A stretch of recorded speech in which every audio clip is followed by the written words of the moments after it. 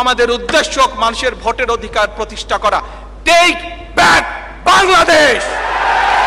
জাতীয় সংসদ নির্বাচনকে সামনে রেখে নির্বাচনে প্রস্তুতি নেমেছে বিএনপি। দলটির শীর্ষ নেতারা জানাচ্ছেন ৩০০ আসনে প্রার্থী বাছাইয়ের কাজ প্রায় শেষ। তবে শরিক দলগুলোর সঙ্গে আসন ভাগাভাগির বিষয়টি এখনো চূড়ান্ত হয়নি। বিএনপির সূত্রে জানা গেছে শরিকদের কাছ থেকে প্রত্যাশিত আসনে তালিকা চাওয়া হয়েছে। কিছু দল ইতিমধ্যেই প্রার্থীর তালিকা হস্তান্তর করেছে। এইসব তালিকা যাচাই করেছেন দলের ভারপ্রাপ্ত চেয়ারম্যান তারেক রহমান। তিনি দেশে ফেরার পর চূড়ান্ত প্রার্থী তালিকা ঘোষণা করা হবে বলে জানিয়েছেন বিএনপির নীতি নির্ধারকরা। মনোনয়ন বাছাইয়ে এবার 5টি মূল মানদণ্ড ঠিক করেছে বিএনপি।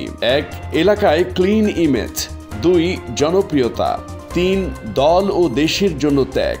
4. সংগঠনের জন্য অবদান এবং 5. কুন্দল মুক্ত প্রোফাইল। বিশ্লেষকরা বলছেন অবাধ ও নিরপেক্ষ নির্বাচনের জন্য শুধু নির্বাচন কমিশন বা সরকারের নয়, রাজনৈতিক দলগুলোরও দায়িত্ব রয়েছে। আর ভোটারদের প্রত্যাশা তারা যেন নির্বিঘ্নে স্বাধীনভাবে ভোটাধিকার প্রয়োগ করতে পারেন।